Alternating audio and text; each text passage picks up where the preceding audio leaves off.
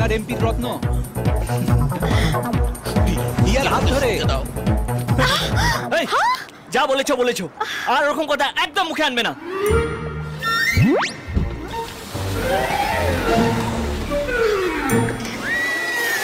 সেই কলকাতা থেকে দুবাই সবাই জানে আমি কবিতাকে বিয়ে করছি।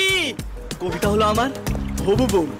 এই, ছোটবেলা থেকে আমি রবীন্দ্রনাথের কবিতা পড়ে পড়ে বড় হয়েছি। কবিতা ছাড়া আমার জীবন আর কিচ্ছু নেই, বুঝলে?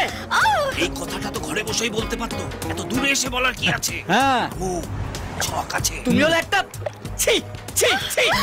জানি বলুক না, বলেছে তো। আমার কবিতা যদি জানতে পারে আমি তোমার সঙ্গে কথা বলছি তাহলেও কষ্ট পাবে, আর আমি আমার কবিতাকে কোনো কষ্ট দিতে পারবো না। এই মিডল ক্লাস, তোকে আমি শেষবারের মতন বলছি, আমার আর কবিতার মাঝখানে একদম আসবি না, না হলে না হলে না হলে ডট ডট ডট। এই হ্যালো, আমিও তোমার মতো ছেলেকে বিয়ে করতে চাই না। রুদ্র তোমার থেকে অনেক ভালো।